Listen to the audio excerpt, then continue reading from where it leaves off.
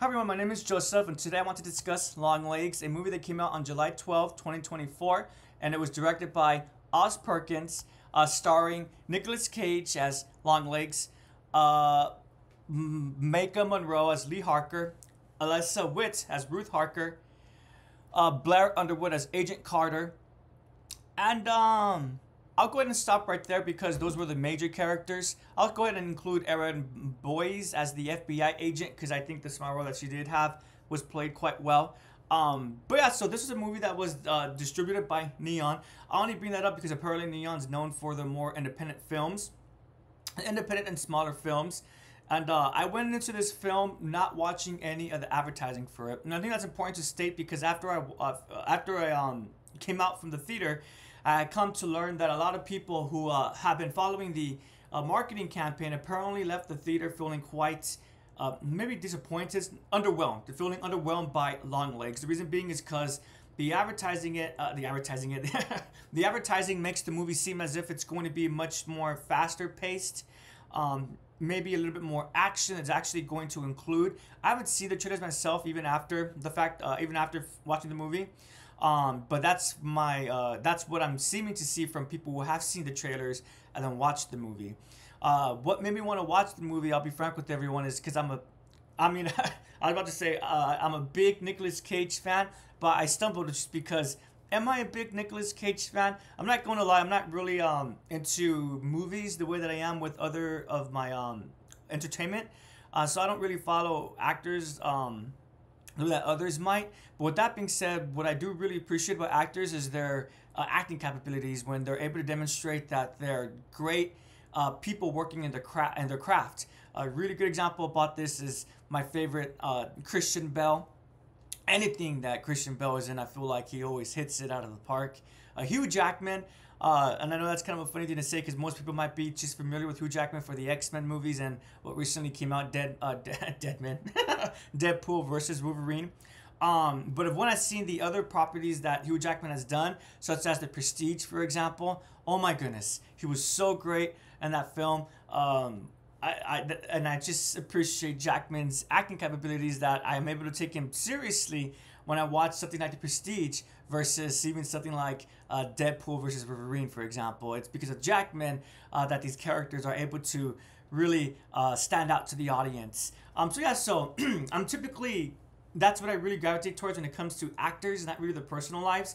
And Nicolas Cage, he's one of those actors that will put up there with Christian Bale and Hugh Jackman. Every film I've seen with Cage always has him portraying a different character. I would argue that, some might kind of argue that he is typecast as the quote-unquote weird individual, the one who acts disproportionately compared to the way that they should be acting. But with that being said, I feel like that disproportionate behavior is always portrayed in slightly different ways where Cage is able to always stand out in other films that he plays.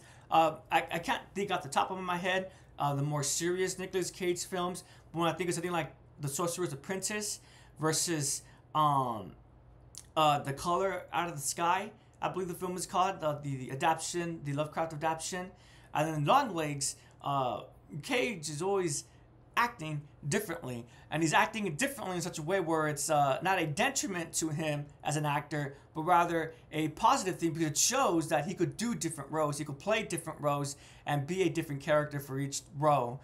So that's the reason why I wanted to watch this film, is because when I heard that Nicolas Cage was doing a horror film, and horror is probably my favorite genre, I thought to myself, oh wow, I definitely do want to watch this. Nicolas Cage, of course, as soon as he had his first scene, I'm not gonna lie, I was like, yes. It's been a while since I've seen a new Nicolas Cage movie. I really want to watch the one with Pedro Pascal, I believe his name is, The Unbearable Weight of Nicolas Cage, but I haven't had the chance to watch it yet. But again, for me, it was just like, no, this is the Cage. He just portrays his bros so well. One doesn't watch his movies and go, oh, that's Nicolas Cage playing this character. Rather, at least for me, when I watch anything with him, one goes, that's that character for this story. Maybe I'm being biased and hypocritical, but one actor that I can't really enjoy the movies anymore would be Tom Hanks. Just because I feel like every film that Tom Hanks is in, I don't see him as that character. I just see him as Tom Hanks in that film. Tom Hanks in this, Tom Hanks in that, Tom Hanks in new movie over here. So again, maybe I'm being biased and hypocritical, but for me, Nicolas Cage, whenever he is appearing on screen, it's always different enough where I'm able to feel that character, and it's always a lot of fun. He does a great job of playing a character who, so I suppose there'll be minor spoilers here and there if one does not want spoilers at all. Disregard this video.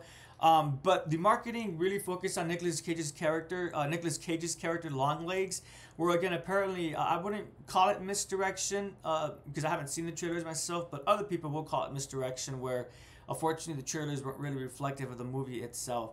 So with that out of the way, all the other characters, so I'll be honest with everyone, the star, the leading character, Micah Monroe, excuse me, I may not be pronouncing her character's name, her real name correctly, but Lee Harker's character, I'm not gonna lie, at first, I do want to rewatch the film because I've heard there's a lot of cool Easter eggs, such as a devil figure always appearing in the shadows in the background in multiple scenes.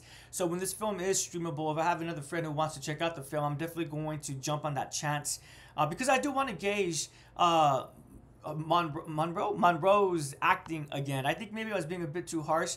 I'm a big Walking Dead fan, so I'm not going to lie. Whenever I hear a lot of panting, excessive panting, I do have a tendency to associate that with Shane's character. In case one is unaware, let me add quick context. In The Walking Dead, there's a character called Shane who has a has a tendency to rub his head, and there's also one famous scene where he has a shotgun and he's looking at the protagonist Rick Grimes, and he's going. I'm sorry, because I saw myself at the screen. So he's just panting, aiming his shotgun at Rick Grimes, and another character, Del, he also has a shock face, like, whoa, dude, what's wrong with you? What's going on? So, anyways, context. The way that she was constantly panting, it just really reminded me of Shane. I was just waiting for her, really quickly, for additional context of the film itself. There's a scene where it looks like maybe she's being watched. Someone's outside her home. And so she goes outside to investigate because she does see a shadow. And when she's going outside, she's like walking and going.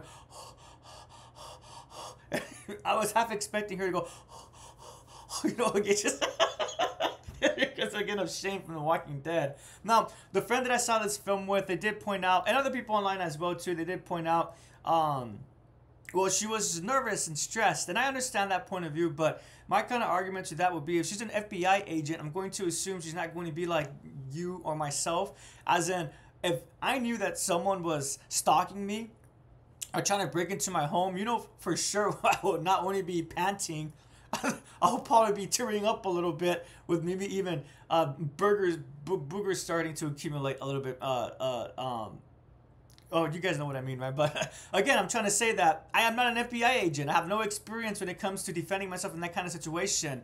This character, on the other hand, Lee Harker, she is an FBI agent. I essentially was expecting more from her mannerism, more professionalism. I don't mind her with her mouth open. I just wish she wasn't panting as hard, just because if this essentially Longlegs is not trying to kill Harker's character, but if he was trying to kill her, she would be a very easy victim. I guess a good example about this, if one has ever seen Hush, a movie about a home intruder, a home invasion against a deaf individual, can one imagine if the deaf individual, when she's trying to sneak up on the home intruder, if she was constantly going,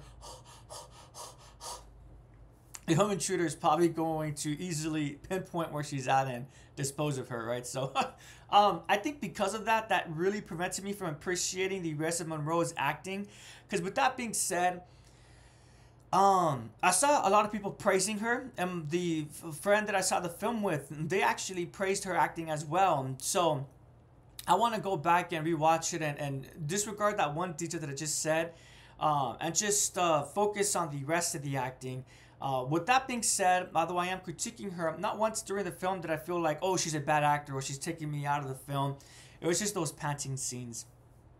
Another great standout from the film. So for me, she's hopefully will be a standout when I rewatch it. But for me, for right now, she's a subdued standout, since I personally didn't experience that standing outness. It was other individuals who pointed it out to me. But with that being said, someone who I was impressed by, besides for the Cage, was Alyssa Witt and Blair Underwood. So Harker's mother, Ruth Harker, and then the agent who is working with Agent Harker, Agent Carter. those two characters, I was more impressed with Carter during the film because he does have more scenes and more dialogue. But then towards the end, the shift starts more focusing towards with the mother. So that's why at first I was really impressed with Carter's character. But then as we started focusing on Ruth's character, I was really enjoying the performances by both of these actors for both of these characters. What makes Ruth's character so cool and intriguing, so again, spoilers, is that typically in horror movies, I would argue that when the parents are involved, usually it's the mom's quote-unquote fault that the kids end up the way that they are, right? Sometimes it's the father, but when the father is present, more blame is more placed upon like external factors rather than internal factors, as in this could have been avoided if it wasn't for the mother, right? At first it looks like that's what's going on with this mom and her own daughter, but I would argue that this is actually a really good mom. This is a mom that loved her daughter so much she was willing to sell her she was willing to sell her soul to protect her daughter, and I think that's a really good parent. And I know in different context one might be like, whoa, you just said selling your soul, how is that a good thing for a parent to do? Well, when we included this in context, why is Ruth Harker doing what she's doing? Because it's implied that if she didn't do what she did, her daughter may have been murdered, or if not murdered, then she would have been working as a servant to the Longlegs. And Longlegs is, he is working with occult forces. He is working for the devil, or the man downstairs, as he symbolically calls him. So that's what I like so much about this movie, is that at the start of it, it feels like typical mom, typical parent not doing their job. But then as one continues watching, they realize, oh wow, this mom really did love her daughter. And then when one starts thinking about the movie after the fact, then that realization comes into play. She was a good mom. She really was trying to protect her daughter. It was just that unfortunately she was working with supernatural forces to protect your kid against a criminal, to protect your kid against a raging animal. You might get hurt in the process, and in this instance, because she was protecting her kid from demonic forces, she got hurt, quote unquote, and that she unfortunately needed to bloody her hands, right? But she was blooding her hands not for herself, not for her own benefit, but rather for the betterment of her family, to keep, again, her daughter safe. So I really did end up liking Ruth's character. I think they did such a good job, they being the writers, with this, with subverting that trope a little bit. As for Agent Carter, he plays the traditional partner. Although it was a stereotypical role, the actor did such a good job with it that I again ended up very much becoming endeared to the character, not just to him, but to his family as well. Again, spoilers, but one could probably deduce. Unfortunately, he does end up succumbing to the supernatural forces of this film. And when it happened, I was like, no, that's unfortunate. But even when he was the quote-unquote bad guy, it was still fun to watch the performance. It was still fun to watch the character play out the actions as they carry it out in the plot. So I have nothing but positive things to say for the supporting characters: Agent Carter, Ruth Harker, Longlegs, of course, Nicolas Cage. I would argue he is a supporting character. They all did such a great job. Even the minor characters, as I said, like Boyles, who played the FBI agent. She may not have a name for the character, but there was two FBI agents, I believe. They weren't the same actor, but they still stood up to me. So that was really cool, really awesome. Again, I think I was being unjustly harsh towards Monroe as an actor, but I am looking forward to rewatching this film and again putting aside the panting and just focusing on the portrayal of the characters. Have you guys seen Longlegs? If you have, I would love to hear your opinion. Did you enjoy it? Oh, pardon me. Would I recommend this film? Yes, I would, with some stipulations. Don't watch the trailers. Don't watch any advertising. If you do watch it, keep in mind that it's not going to be wholly reflective of the subject matter of the film. And then the second thing to keep in mind as well, I'll be honest with everyone, when I came out from the film, at first I did feel neutral towards it. I did enjoy it, but I also did feel like it was a bit of a slow burn. But then as I continued thinking about the movie, thinking about the details, and connecting those details to one another, that's when I really started to appreciate the film. That's when I started realizing, oh man, if I could rewatch this, I really would want to.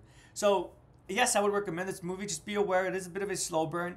But it's one of those slow burns where if you rewatch it, there's going to be so much more to pick up on and to help add to the overall story, to the overall conclusion of the story. So again, would I recommend this film? Yes, I would. Just don't go in with watching trailers, and also go in knowing that it is a bit of a slow burn, but it's totally worth it because the details that's set up really pays off, especially when one starts thinking about the subject matter and thinking about the story too. As always, thank you so much for listening, everyone. I really do appreciate it. Hope you all have a great day and take care.